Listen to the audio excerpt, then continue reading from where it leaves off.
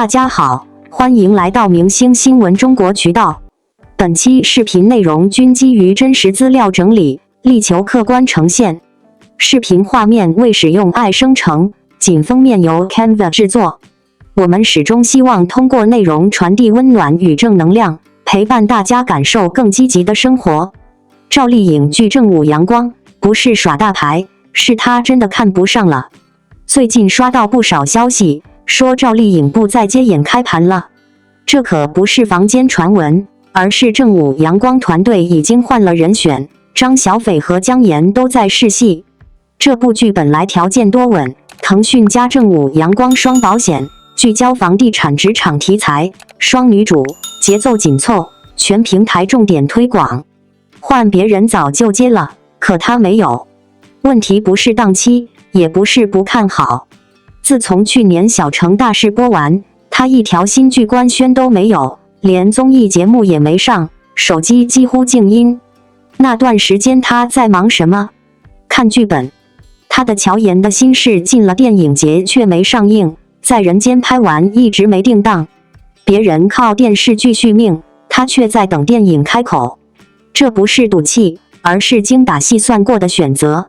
电视剧再火，也难让他拿个金鸡影后，更难让圈里人说赵丽颖是电影演员。浮华之上这个名字听起来有些飘，但实质非常踏实。讲的是拍卖行里的女专家如何靠专业立身，不是谈恋爱，不是私闺蜜，也不是逆袭打脸。备案信息清楚标注，核心冲突是真品鉴定 vs 市场造势，台词满是行业黑话，如包浆火漆印流拍底价。编剧滕聪聪曾写过《我的阿勒泰送我上青云》，擅长描写安静却有棱角的女性角色，写人物从不喊口号，写痛苦也不搞狗血。赵丽颖曾演过许半夏，也演过陆思琪，但从没演过那种靠知识吃饭、靠判断立身的女人。这次正好补上空白。她搭档的是于适，网上有人说她配不上她。然而于适凭我的阿勒泰拿到金鸡提名，可不是靠颜值吃饭。更重要的是，滕聪聪和于适之前合作过，彼此信任感早已建立。拍电影不是凑 CP， 而是搭班子。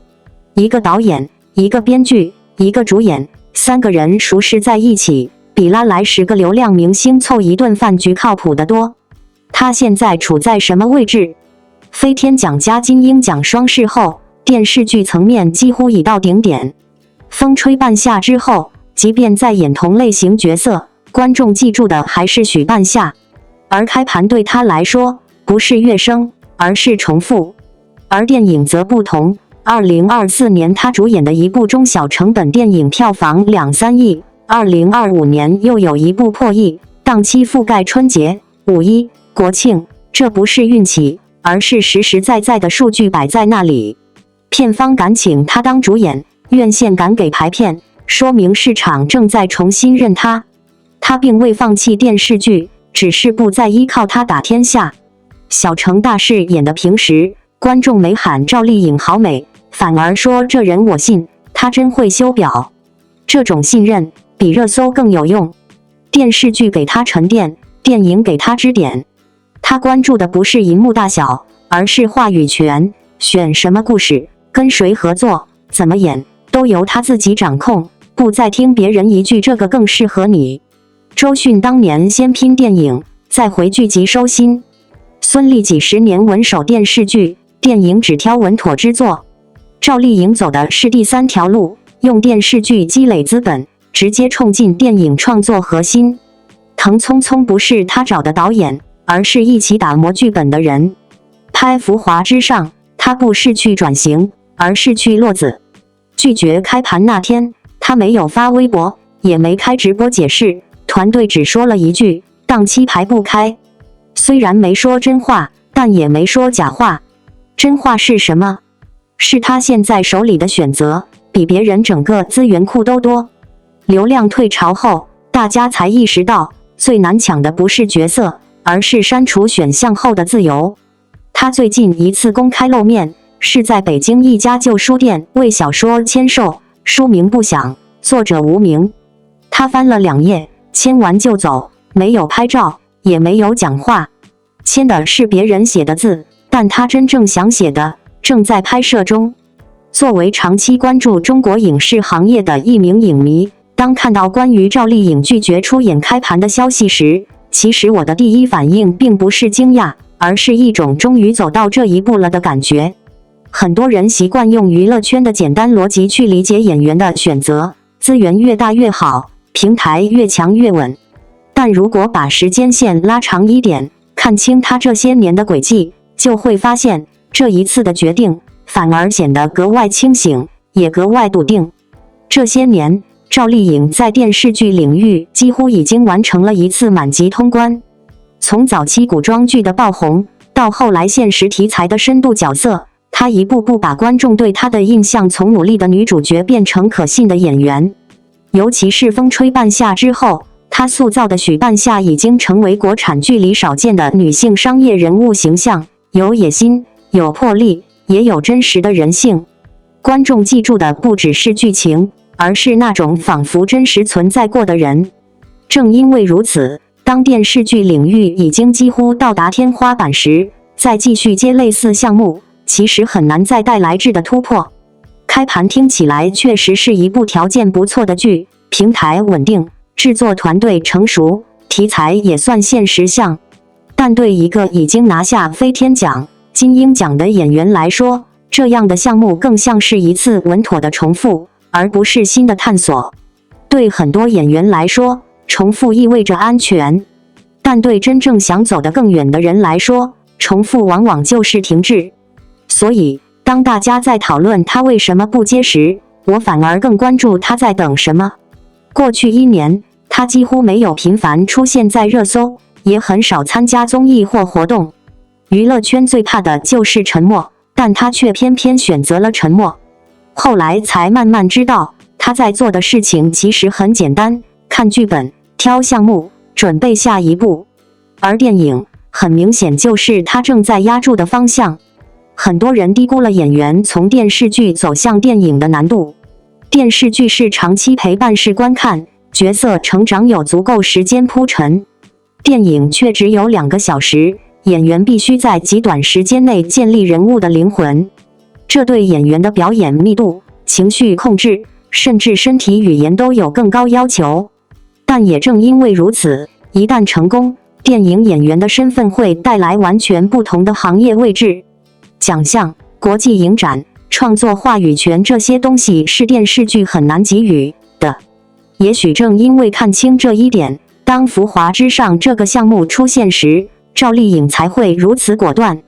表面看，这是一个关于拍卖行业的故事，但真正吸引人的其实是角色本身，一个靠专业知识立足的女性专家。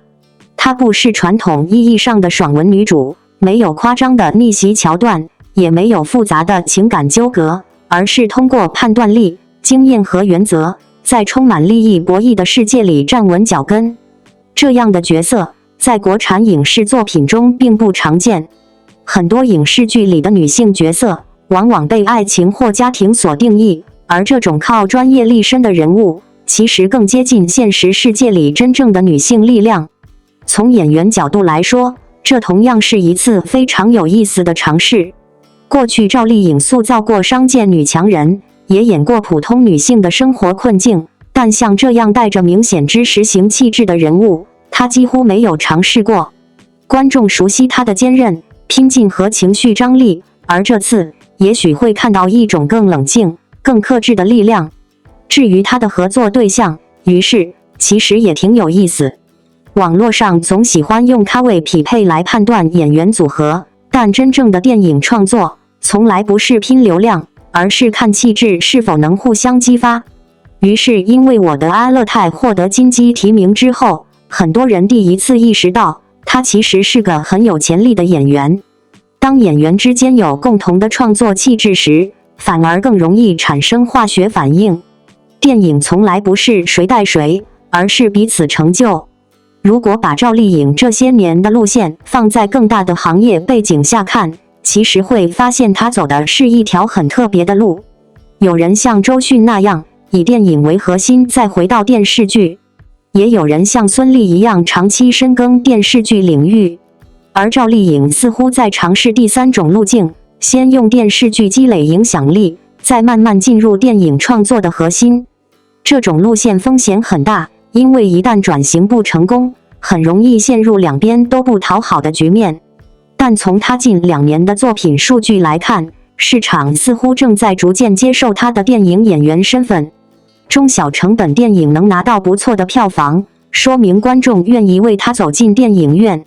而电影节和奖项的关注，则意味着行业也开始重新评价他的表演价值。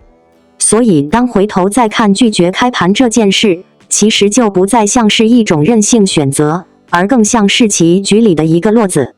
真正成熟的演员，往往不是在选择角色，而是在选择自己未来的位置。流量时代渐渐退潮之后，人们才慢慢意识到，演员最珍贵的资源其实不是曝光率，而是选择权。当一个演员拥有足够的作品和市场信任，他就可以开始删除那些不那么重要的机会，只留下真正想做的事情。赵丽颖如今所拥有的，也许正是这种难得的自由。她不需要每天出现在热搜，也不必用频繁的作品证明存在感。她更像是在慢慢写一段新的篇章，不是急着给观众答案，而是一步一步把故事讲得更深、更长。也许几年之后，当人们回头看这一段时间，会突然意识到，那个看似安静的阶段，其实正是她重新出发的时刻。赵丽颖深夜官宣引爆全网，查遍全网竟发现一个更惊人的真相：赵丽颖官宣恋情，甜蜜时刻正式公开。2026年3月22日晚，这则短短10几个字的消息像一颗炸弹，瞬间引爆了社交媒体。无数粉丝和网友激动地点开热搜，期待着85花顶流的新姐夫究竟是谁。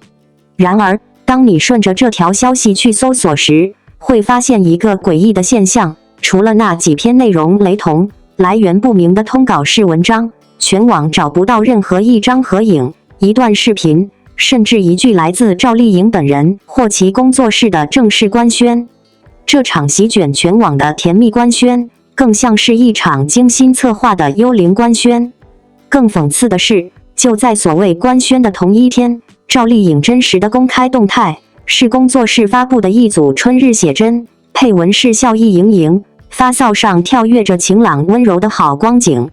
前一天，她刚以一头千禧层次感短发亮相品牌直播间，状态松弛，被粉丝称为毛茸茸的修够够。再往前几天，她身着金色礼服出席白玉兰绽放夜，从容大气。她的社交账号、工作室账号，所有能代表她本人的官方渠道，一片岁月静好，唯独没有恋情2字。那么，这个凭空出现的男友是谁？文章里欲言不详，只说是彼此深爱，共同生活很长时间。这很容易让人联想到去年曾与他传出绯闻的导演赵德胤。但那些所谓的同游法国、持门卡出入香闺的爆料，从未得到过双方任何证实，更像是一场捕风捉影的臆想。而另一个更持久的绯闻对象，竟然是她的前夫冯绍峰。自从2025年9月两人因共同接送孩子被拍后，秘密复婚，怀有2胎的谣言就甚嚣尘上，甚至有人伪造孕检单。然而事实是，7个月过去，两人除了因孩子事宜必要的同框外，再无任何亲密互动，活动结束便各自离开，用行动彻底击碎了复婚滤镜。他们之间更像是一对高度专业化的育儿合伙人，共享日程表，分工明确，孩子发烧归冯绍峰管，情绪安抚归赵丽颖，在地下车库完成孩子交接，最大程度保护隐私。所以，所谓的官宣恋情，更像是一出针对赵丽颖私人生活的狼来了。大众似乎总在期待她应该有一段新恋情，来填补离婚后的情感空白。当她与冯绍峰保持体面时，人们猜测他们旧情复燃；当她与异性导演合作时，人们立刻编织出新的爱情故事。这种期待变成了一种无形的压力，也成了谣言滋生的温床。而赵丽颖面对这些漫天飞舞的传闻，选择了一种近乎冷酷的沉默。她不写小作文澄清，不借此炒作，只是用时间给出答案。她把所有的精力都投注到了那些看得见的地方。2026年开年，她主演的《小城大事》在央视8套播出，收视峰值超过 3.6%， 连续8天拿下全国同时段冠军。她在剧里素颜出镜，赤脚踩在泥地里，扮演一个带领农民建成的基层干部，彻底撕掉了古偶小花的标签。她成了纪梵希全球彩妆及香氛线的双线代言人，这是该品牌100年历史上的首次。她甚至抽空考了个初级会计证，理由是想学点实在的东西。这些才是她2026年生活的真实注脚。但即便她如此专注地用作品说话，舆论对她的审视也从未放松，甚至变本加厉。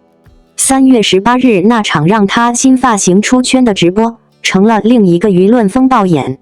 当主持人开玩笑说有粉丝来到现场时，性格内向的她本能地愣了一下，身体后缩，脱口而出：“你别吓我呀！”就这么一个真实，甚至有点可爱的瞬间，被截取出来，放大解读。有人嘲讽她40岁了还装嫩卖惨，有人说她黑脸嫌弃粉丝，更有人借此断言她人设崩塌。尽管主持人后来专门澄清那只是朋友间的玩笑，赵丽颖只是性格腼腆，但恶意的声浪已经形成。这形成了一个诡异的循环。当她展现出事业上的强势和成功时，人们追问她的感情生活；当她偶尔流露出私下的真实与紧张时，人们又指责她不够完美。她似乎必须永远得体，永远热情，永远符合一个成功女性该有的无懈可击的形象。一旦她有丝毫的失格，比如在直播中因为内向而露怯，批评便会如潮水般涌来。这种苛刻精准地映射了许多女性在现实中的困境，既要事业有成，又要家庭美满；既要独立坚强，又要温柔可人。赵丽颖的直播间慌乱，像极了普通人在社交场合突然成为焦点时的手足无措。从复婚2胎的荒谬谣言，到直播中一个表情引发的网暴，赵丽颖的2026年上半年仿佛一直在进行一场关于女性该如何自处的公开答辩。答辩的题目由外界随意出，评分标准却模糊而严苛。她交出的答卷是：对谣言不置一词，用时间和行动证伪；对事业一步接一步的拍戏，从风吹半夏的许半夏到第20条的郝秀萍，再到小成大事的李秋萍，用飞天奖、金鹰奖、百花奖的奖杯垒高自己的护城河；对生活保护孩子远离镜头，与前夫维持必要的体面，偶尔晒晒新发型，享受属于自己的晴朗温柔的好光景。所以当我们下一次再看到赵丽颖官宣恋情这样的标题时，或许可以先问一句：这到底是我们对她私人生活的真实关心，还是我们潜意识里仍然无法接受一个有钱、有孩子、有事业，不需要用新恋情来证明自己幸福的独立女性？这场围绕她展开的永不停歇的被恋爱与被审视的戏码，主角究竟是她，还是我们每一个围观者？一个女演员的价值，难道最终只能通过她的婚恋状况来定义吗？当她早已用角色和奖项把自己活成了一座城池时，城外那些关于城主夫人是谁的喧嚣猜测，是不是显得有点多余，甚至可笑？在这个信息奔冲、热搜不断翻涌的时代，一个演员的名字有时会像被丢进湖面的石子，只要轻轻一点，就能掀起层层涟漪。最近围绕赵丽颖的那场所谓深夜官宣恋情的风波，其实就是这样的一颗石子，声势浩大，却几乎没有真正的水花。越是细看，越会发现，这更像是一场关于公众想象的集体狂欢，而不是她真实生活的记录。那天晚上，短短一句赵丽颖官宣恋情的标题，在社交媒体上像烟花一样炸开。许多人带着好奇和兴奋点进去，希望看到一个浪漫的瞬间，或许是一张合影，或许是一段温柔的文字，甚至只是一个模糊的背影，但结果却很奇妙。除了几篇语气相似、来源模糊的文章，全网几乎找不到任何真正的官宣，没有照片，没有视频，更没有来自他本人或工作室的只言片语。如果你再回头看看那几天他真正的动态，就会发现另一幅完全不同的画面。他的工作室发布了一组春日写真，阳光落在他的发梢，笑容轻松而温暖。前一天，他在品牌直播间以一头层次感短发亮相，整个人状态松弛自然，被粉丝调侃像毛茸茸的小狗。再往前，他身穿金色礼服出席活动，气质沉稳又从容。所有官方渠道呈现出的生活节奏都安静而真实，唯独没有恋情官宣。于是人们开始寻找男主角，有人把目光投向曾被传绯闻的导演赵德胤。那些所谓法国同游的故事，在网络上被讲得绘声绘色，但仔细一看，几乎没有任何确凿证据。另一种说法则更具戏剧性，有人把故事写回到他与冯绍峰的关系上。自从两人被拍到一起接送孩子后，复婚、二胎等各种版本的剧情便在网络上轮番上演，可现实却远比这些剧情平静得多。两人只是因为孩子保持必要的联系，活动结束各自离开，接送安排清晰分工，甚至在地下车库完成交接，只为了尽量保护孩子的隐私。这种关系，与其说是旧情复燃，不如说更像一种成熟的合作，一种对家庭责任的体面承担。其实真正值得注意的是另一件事，每当赵丽颖在事业上表现得越坚定、越成功，公众对她私人生活的兴趣似乎就越强烈，仿佛在某种潜意识里，人们总希望看到她应该拥有的爱情故事。离婚之后，她似乎被默认需要一段新的恋情来填补空白。只要她与异性同框，新的剧情就会被迅速编织出来。然而她面对这些声音的方式，却始终出奇的简单、沉默。她没有写长篇解释，也没有利用话题制造热度，她只是继续拍戏、工作、生活。2026年初，她主演的电视剧《小城大事》播出后，收视成绩亮眼。在剧中，她几乎素颜出镜，赤脚踩在泥地里，把一个基层干部的坚韧与朴素演得真实动人。很多观众看完才恍然意识到，当年的古装甜妹早已成长为能够撑起现实题材角色的演员。与此同时，她的商业版图也在不断扩大，成为纪梵希彩妆与香氛双线代言人，在品牌历史中也是一次罕见的合作。甚至在繁忙的工作之余，她还抽时间考了一个初级会计证，只因为想学点实在的东西。这些细节拼在一起，会发现她的生活其实非常清晰：工作、成长、陪伴孩子。但即使如此，舆论对她的观察仍然格外严格。比如那场引发讨论的直播，当主持人突然开玩笑说有粉丝来到现场时，她明显愣了一下，身体微微后缩，下意识说了一句：“你别吓我呀。”那其实只是一个内向的人被突然点名时的自然反应，却被截成片段，在网络上被反复解读。有人说他装嫩，有人说他嫌弃粉丝，甚至有人把这个瞬间当成人设崩塌的证据。尽管主持人很快解释那只是朋友间的玩笑，但争议仍然迅速扩散。看着这一切，会有一种很奇妙的感觉：当他表现得强大成功时，人们会追问他的感情；当他表现得真实害羞时，人们又批评他不够完美。他似乎必须同时满足很多互相矛盾的期待，既要事业成功，又要情感稳定；既要独立自信，又要温柔亲切。这种处境其实不只属于他，很多女性在现实生活中也会遇到类似的标准：工作要优秀，家庭要圆满，性格要得体，还要始终保持完美形象。赵丽颖在直播间那一瞬间的慌乱，反而让人觉得格外真实，那是普通人在突然成为焦点时最自然的反应。回头再看那场官宣恋情的风波，或许就会明白，她真正反映的并不是她的生活，而是大众的想象。这些年，她一步步从小角色走到今天，塑造过无数让观众记住的角色。从商战中的许半夏，到电影里的普通女性，再到基层干部的形象，她用作品慢慢拓宽了自己的边界。奖项、收视、票房，这些东西一点点堆起来，像一座越来越坚固的城池。所以也许真正值得思考的问题是，当一个演员已经用角色证明自己，当他拥有事业、财富、孩子与独立生活时，我们为什么仍然如此执着于他是否官宣恋情？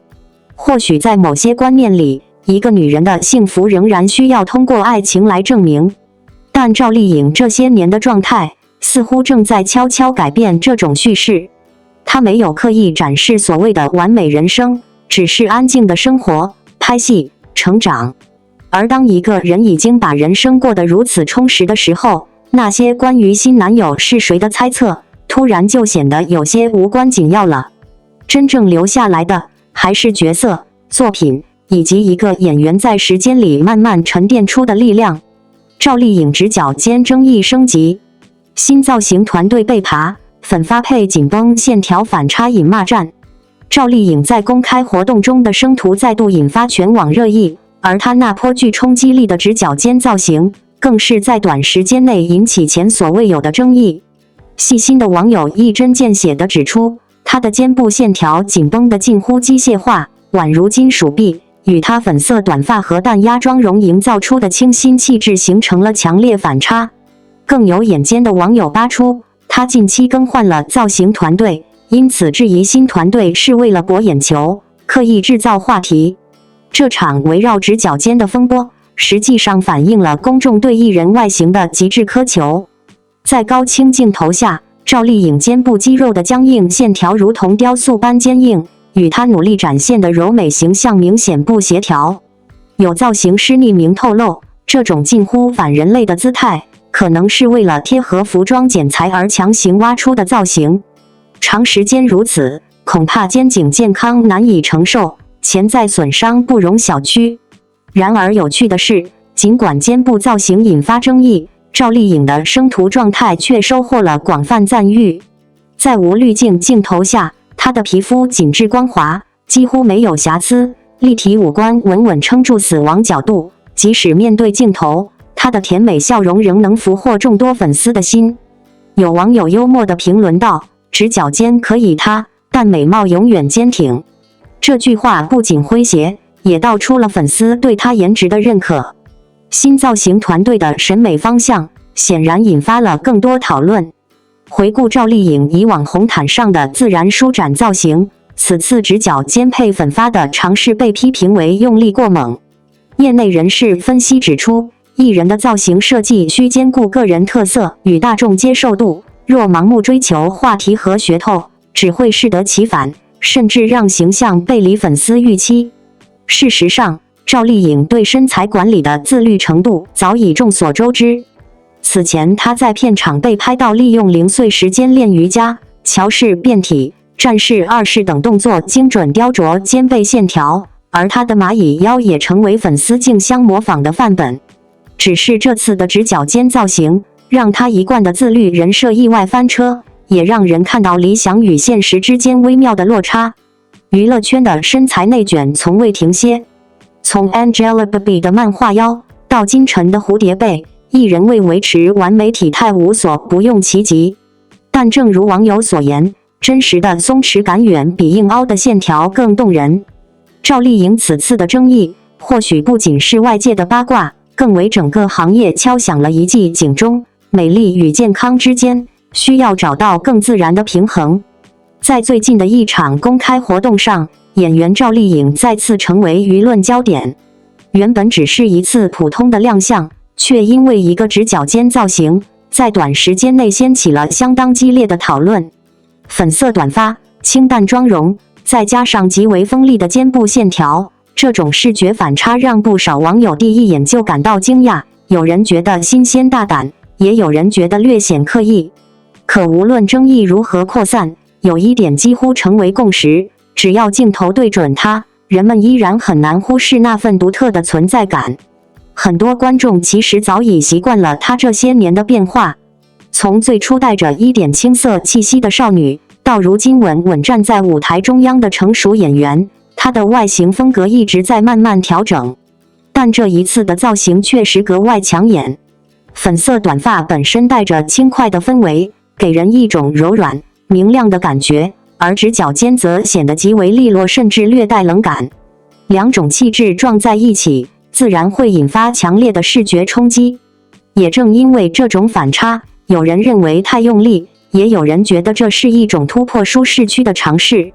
如果只看网上的争吵，很容易忽略一个更真实的画面，在没有滤镜的生图里，她的状态其实相当稳定。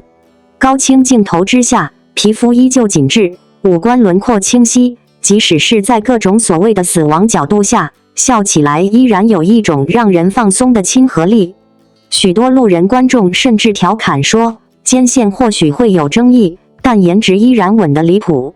这种评价其实很有意思，它说明了一件事，观众对她的关注从来不只是某一个造型细节，而是整体气质。再把时间往前拉一点，就会发现她的形象一直带着一种朴素而坚韧的味道。很多人记得她在片场被拍到利用休息时间练瑜伽，动作一遍一遍重复，从桥式到战士式，每个细节都十分认真。那种对身体状态的管理，并不是一朝一夕形成的，而是长期坚持的结果。也正因为如此，观众才会对这次的直角肩产生一点疑问，大家更习惯看到她自然舒展的一面，而不是刻意凹出的姿态。不过换个角度看，这样的讨论也恰恰说明，她依然处在大众关注的中心。娱乐圈里每天都有无数红毯造型出现，可真正能引发广泛讨论的并不多。很多时候，一次造型被反复研究，其实也代表着观众对这个人的期待依然很高。大家会认真讨论，是因为希望看到更适合他的状态。事实上，真正喜欢他的人，大多记得他身上那种很特别的气质，既有温柔的一面，也有不轻易妥协的力量。他笑起来的时候很亲切，但在镜头前又能保持稳定的专注感。很多观众形容这种感觉像是柔软里带着骨气。也正是这种气质，让他的每一次变化都格外引人注意。回头看这场关于直角肩的争议，其实更像是一场关于审美的讨论。有人喜欢极致线条，有人偏爱自然松弛，每个人的标准都不同。但如果把焦点从某一个肩部角度移开，就会发现它真正吸引人的地方从来不是某个固定的造型，而是一种不断尝试的勇气。一个演员如果始终停留在安全区里，或许不会被批评，但也很难带来新的记忆点。所以与其把这次风波当成翻车，不如把它看成一次小小的试探。尝试新的造型风格，有时候会成功，有时候会引起争议，但正是在这种不断调整的过程中，一个人的形象才会越来越立体，观众也会慢慢看到更多不同的面貌，而不是停留在单一印象里。很多粉丝在评论区说过一句挺有意思的话，真正的魅力其实来自那种轻松而真实的状态。或许未来的红毯上，他依旧会尝试不同风格，也可能会回到更自然的造型。但无论是哪一种，只要保持那份从容和自信，就已经足够吸引人。因为对很多观众来说，真正让人记住的，从来不是某一次肩线是否完美，而是他站在那里时所散发的那种温度。那是一种不张扬，却一直稳定存在的光。报王一博登顶文娱热搜三重王炸翻全网。3月24日，王一博这个名字以迅雷不及掩耳之势登上了文娱热搜榜首，全网瞬间沸腾。与他防绯闻无关，全靠自身的努力、实际和态度，他再次印证了顶流的实力与魅力。相关话题刷屏了整个网络，讨论热度一度持续飙升，势头不可挡。在时尚圈，王一博再度创造了历史。他以 LOEWE Lacoste Chanel 三大顶级奢侈品牌的全球代言人身份，连续4天出席3场盛大的时装秀，几乎横扫了3大奢侈品集团的顶尖活动。这不仅打破了行业100年来竞品互斥的潜规则，外媒纷纷惊叹，这已经是改写了时尚的历史。赛道上的王者再次归来，他宣布以85号职业车手身份参与2026 China GT 锦标赛，并且在上海站的门票一上线便秒空。这不仅是粉丝的狂欢，更是对他流量偶像标签的彻底颠覆。凭借着专业的赛车技能，他打破了顶流玩票的偏见，展现出兼具明星光环与职业选手风采的独特魅力。面对恶意造谣，王一博从未妥协，态度明确且强硬。他的工作室第一时间对隐婚生子等不实谣言采取了报警维权的措施，伪造证据的阴谋被网友迅速揭穿，大家纷纷为他发声，支持他用法律武器捍卫自己的权益。这种正面而坚定的态度，不仅拉满了公众的信任感，也强化了社会对艺人维护形象的理解与尊重。从时尚圈的顶奢品牌代言到赛道上的专业车手，再到硬湖的维权行动，王一博用他的实际行动和成就，一次又一次地证明了自己作为顶流的实力与底气。他登上热搜的瞬间，从来不是偶然，而是实力与态度的必然体现。这才是一个内娱顶流应有的姿态。3月24日这一天，很多人的手机屏幕几乎被同一个名字刷屏：王一博。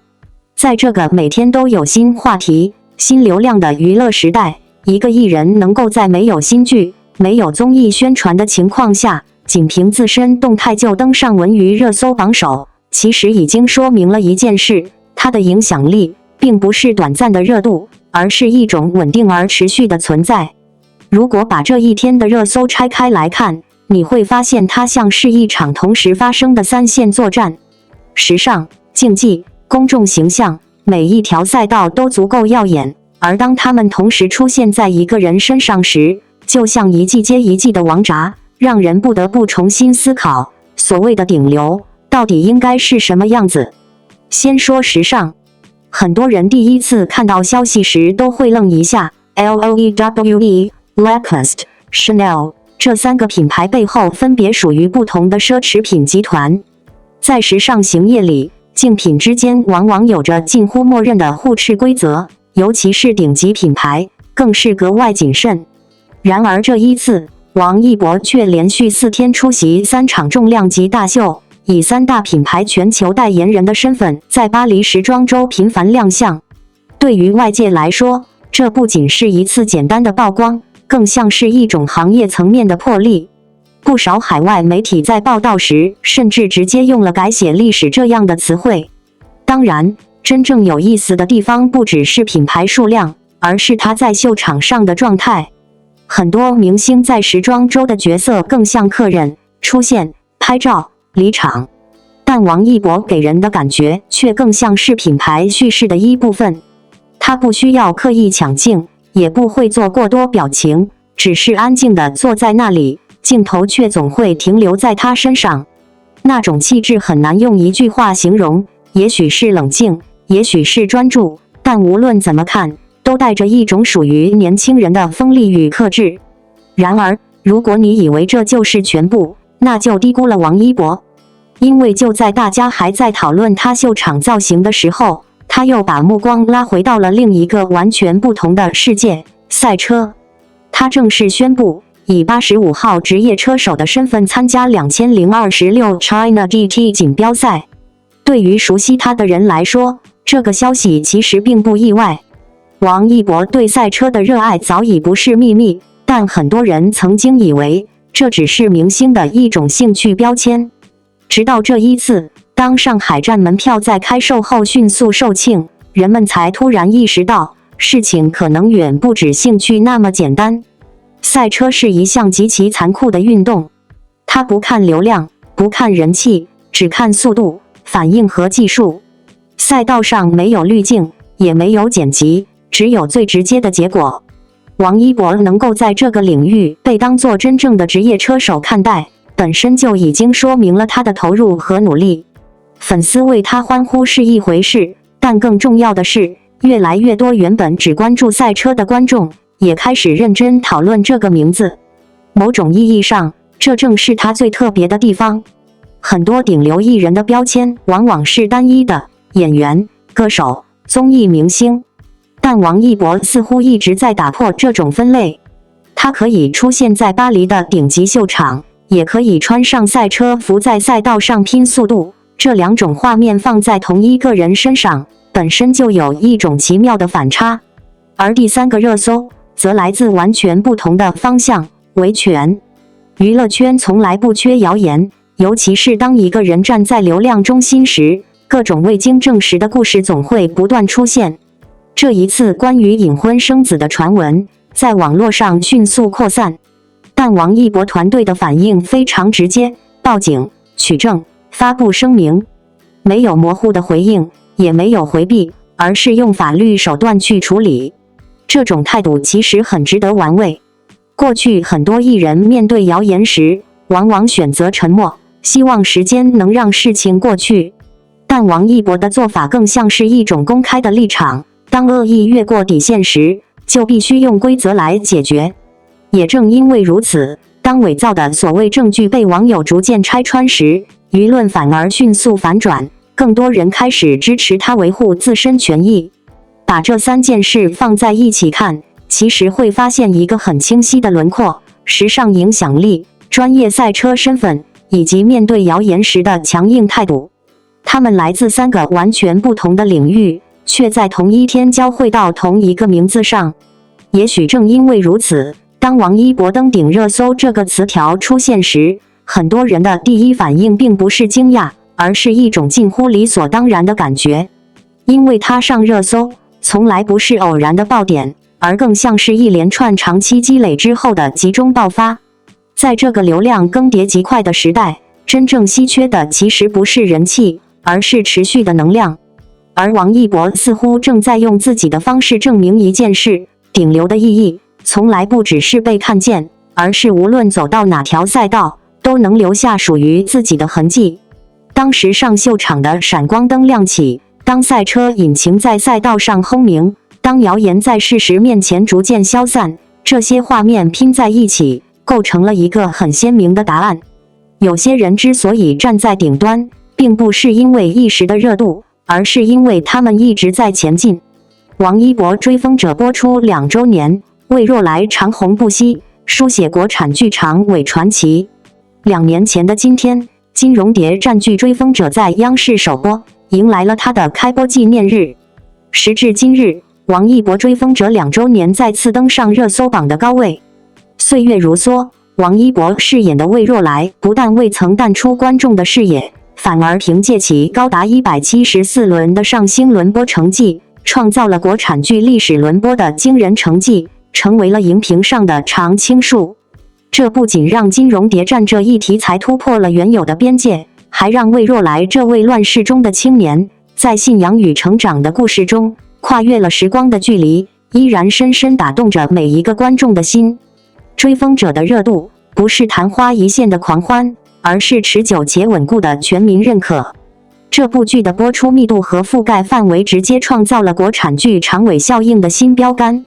从首播至今，剧集以每4.5天就会在新的电视台播出一次的速度，迅速覆盖了全国。到2026年，剧集的单年重播量就已达到32轮，而现在，山东生活频道、云南临沧新闻综合等多个地方频道仍在同步热播。特别是在2025年7月，追风者一度创下了单日8台连播的盛况，轰动一时。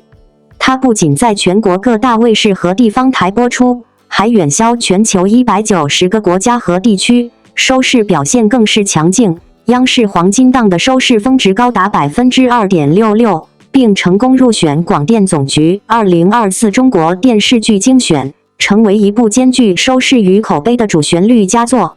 剧中魏若来的角色热度同样经久不衰，她包揽了猫眼、酷云2024年度角色热度冠军，稳居抖音10大男性角色榜首，全网相关话题的阅读量突破了23亿次，酷云角色的峰值热度更是达到了19386，创下了统计周期内的最高值。即便是在2周年之际，魏若来依旧稳居角色热度榜单的前列。魏若来之所以能够成为经典角色，王一博的精湛演技是不可或缺的因素。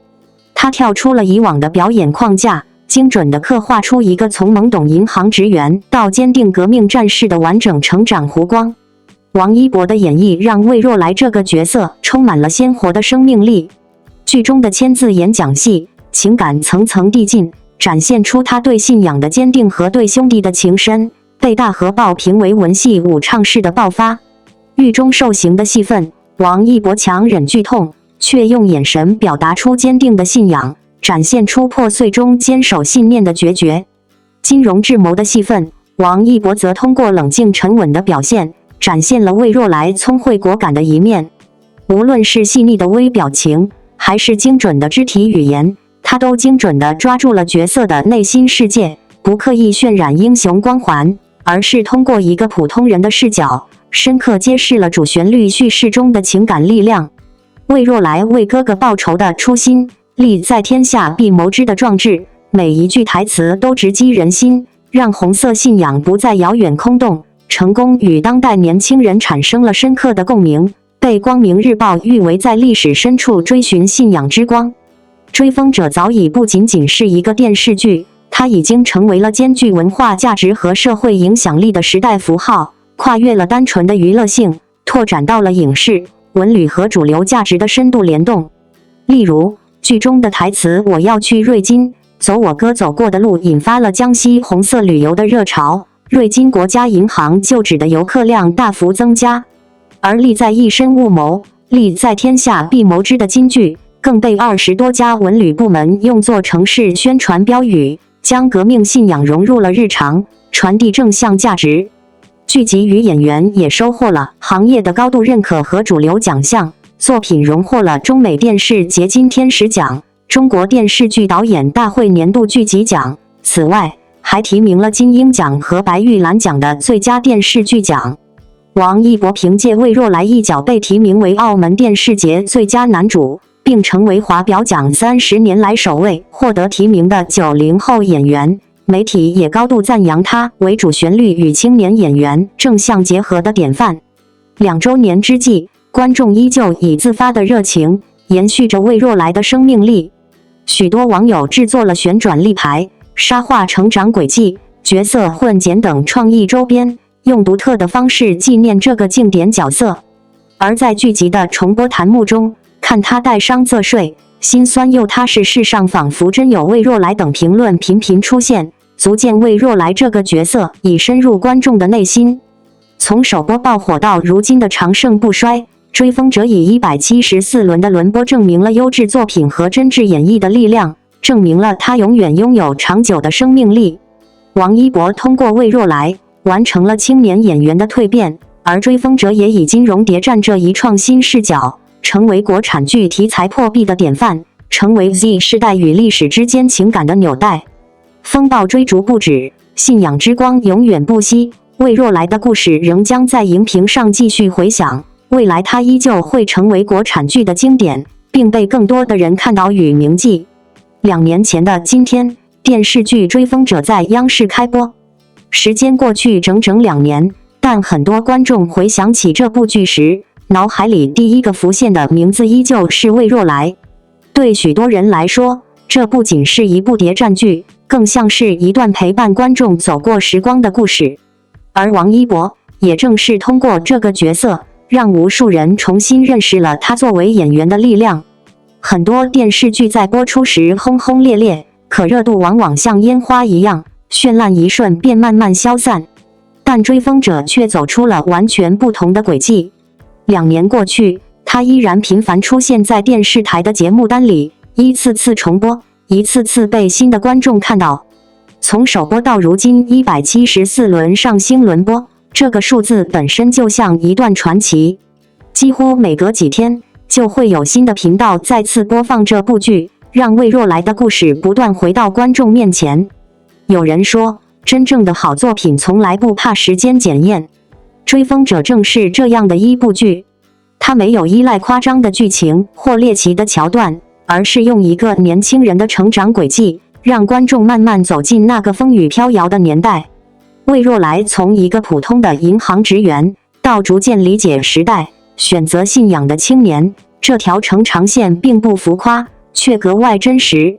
也正因为如此，当观众再次看到这个角色时，依然会被他的命运所牵动。在很多观众眼里，魏若来最大的魅力，恰恰是他的普通。他不是天生的英雄，而是一个在时代洪流中不断摸索方向的年轻人。他有迷茫，有痛苦，也有坚定和勇气。王一博在表演中没有刻意把这个角色塑造成完美的形象，而是用很多细腻的细节，让观众看到一个真实的人。剧中有一场被很多人反复提起的演讲戏，那段台词很长，但真正打动人的是情绪的层层递进，从压抑到爆发，从沉默到坚定。王一博用极其克制的表演，把信念一点点推向高潮。当情绪真正爆发的那一刻，观众会不自觉地屏住呼吸，那种力量并不是声嘶力竭，而是一种从心底涌出的坚定。还有监狱里的那场戏，也让很多观众印象深刻。面对痛苦和折磨，魏若来几乎没有说太多话，但她的眼神却异常坚定。那是一种破碎中的坚持，仿佛所有信念都凝聚在那一瞬间。很多观众后来在弹幕里留言，说看那段戏时甚至不敢眨眼，因为只要看一眼他的眼神，就能感受到角色内心的力量。当然，魏若来并不仅仅是一个情感浓烈的角色，在金融博弈和策略较量的戏份里，王一博又展现出完全不同的一面。冷静、沉稳、思考缜密，这些特质让角色变得更加立体。正是这种多层次的表达，让魏若来既有温度，也有锋芒。其实很多人最初关注王一博，可能是因为他的舞台、综艺或其他领域。但在《追风者》中，他用行动证明了一件事：当一个演员真正沉下心去塑造角色时，观众是能感受到的。那些细微的表情、克制的动作，甚至一瞬间的眼神变化，都在无声地讲述人物的故事。更难得的是，《追风者》的影响力早已超出了电视剧本身。剧中的一句台词“我要去瑞金，走我哥走过的路”，曾让很多人对那段历史产生好奇，也带动了当地红色旅游的关注度。而利在一身勿谋，利在天下必谋之这样的台词，也被许多人记住，甚至成为一些城市宣传的口号。当一部电视剧里的台词能够走出荧屏，进入现实生活时，就说明它已经不只是娱乐作品，而是一种文化记忆。追风者正是在不知不觉中完成了这样的跨越。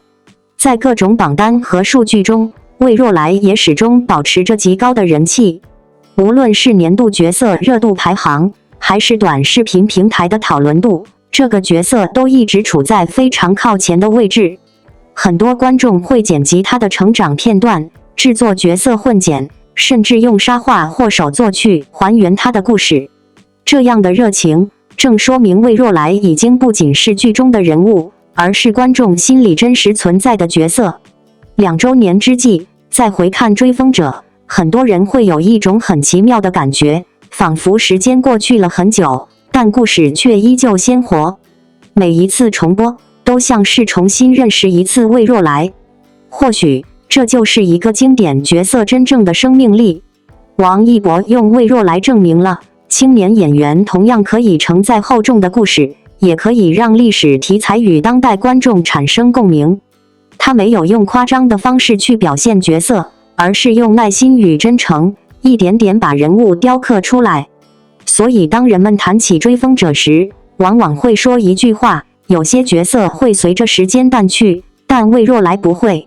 风会停，雨会散，但信念留下的光，总会在故事里继续闪耀。而魏若来的脚步，也依然在荧屏上追逐着风。感谢您观看视频。如果您觉得本时事通讯有用，请不要忘记点赞、评论和订阅。祝您生活愉快，充满活力。再见。